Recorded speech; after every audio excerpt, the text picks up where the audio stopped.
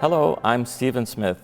I've been Elektra's pianist for over 20 years now, and I've also had the good fortune to have them sing many of my arrangements and compositions.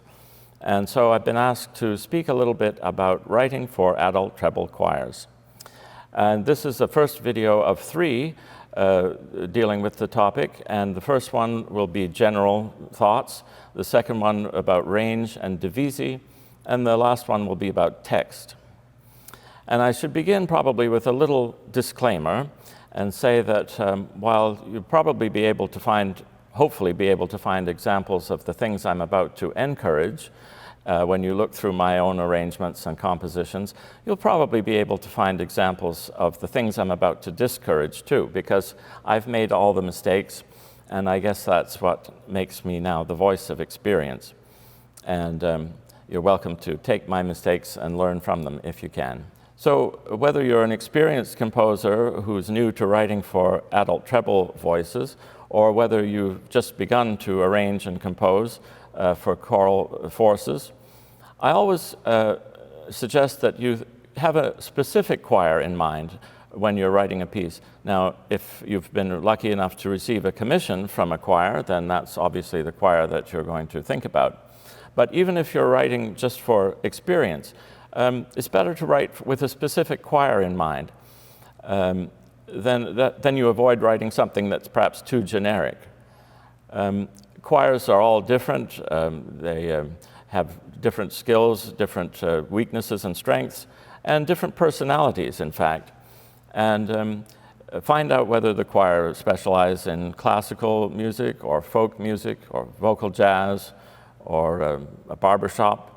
Mind you, if you're writing in that style, that's a whole other matter, and I'm not qualified to discuss that. You'll have to look elsewhere for advice on that specific topic. But find out whether they like to sing a cappella or accompanied, or whether they do both, whether they have an accompanist. How big is the group? What's their best range? Do they have really good low voices or really good high voices? Do they typically sing in 3 parts or 4? What are their levels of vocal training and ability? Their music reading skills, or are they more ear learners? Is there someone in the group who has special linguistic ability, a native speaker of a foreign language? That opens up a whole other amount of repertoire or amount of text possibilities that aren't even in English. Or you could arrange a folk song perhaps in that language and have the choir have an in-house expert to help them learn it. Are they comfortable singing sacred texts? Should you wish to write something along those lines, find out whether that will suit them or not.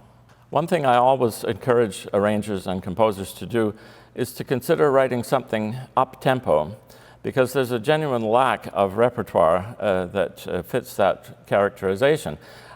Even in the music for the Christmas season is genuinely lacking in up-tempo music, and I think your piece has a better chance of exposure and of being programmed if it fits that. One of my musical heroes is Alice Parker, and something she's always stressing is the fact that the notation is not the music. It always requires a human being to interpret the score. And at the same time, having to say that is an admission that we're all too easily influenced, for good or ill, by the printed score. So as a composer, it's incumbent upon you to make the score as clear and as readable and as helpful as you can. Computer notation software takes care of a lot of these details for us, but not all of them. And it can be unhelpful in some ways. Computers have no limit on how small they can make the type. And you might find when you print something off that looked fine on your computer screen, it's not actually legible. Page breaks are something to consider too, because choral singers always sing from scores, unlike instrumentalists who play from parts with very few page turns. If you can avoid putting a key change or some other surprise at a page break, that's helpful. Proportion within and between bars is also important. If you have, let's say, a 2/4 bar in the midst of 4/4 bars, and yet the 2/4 bar is long. That will be a visual stumbling block for the choir, potentially. And it's unfair to them to put that in their way. It robs them of the freedom they should have to think about other things if they constantly have to transcend that visual miscue. Within bars as well, if you have a short-long rhythm, let's say, and the short note takes up more space visually, physically, than the long note, that can be a problem that they constantly have to think about. There's other voice-specific notational considerations that we'll talk about when we come to discuss text. But one thing I'll mention here is that dynamics in choral music always go above the staff. That's so that they don't interfere with the text. And don't write in bass clef generally, or ever, for treble choirs, no matter how low the alto part may go. Just, they don't read bass clef, basically. Stick with treble clef and ledger lines. The correct spelling of pitches is also very important for choirs visually. And some examples, I have an example here from my own music where the vocal part contains a note and the piano part contains the same note, but they're actually written in two different ways.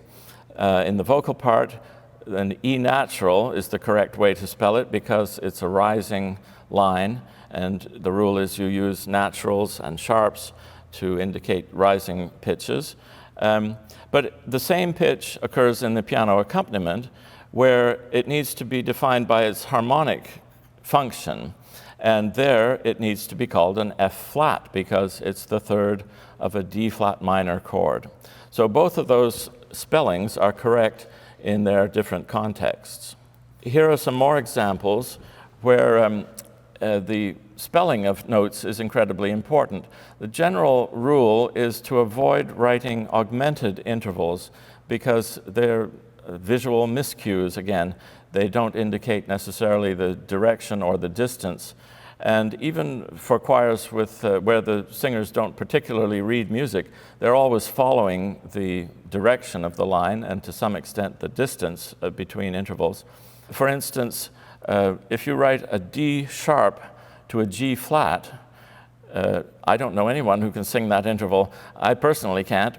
It's a doubly diminished fourth, and it doesn't really compute. So these examples show, in some cases, the same pitches written several different ways. Depending on their context, any of those ways could be correct. But what's correct in one context is certainly not in another. At the bottom of the example, you'll see a case where there are augmented intervals in, no matter how you write the pitches, there's an augmented third between the first two, an augmented second between the second two notes. So the best solution in that case is to rewrite the middle pitch with its enharmonic equivalent, as you see here. To see a written summary of the main points we've just discussed, and to spend more time with the musical examples, which I'm sure you will all want to do, you can go to the URL which will magically appear on the screen. So thank you for listening, and do be sure to tune in for the sequels on range and divisi and text.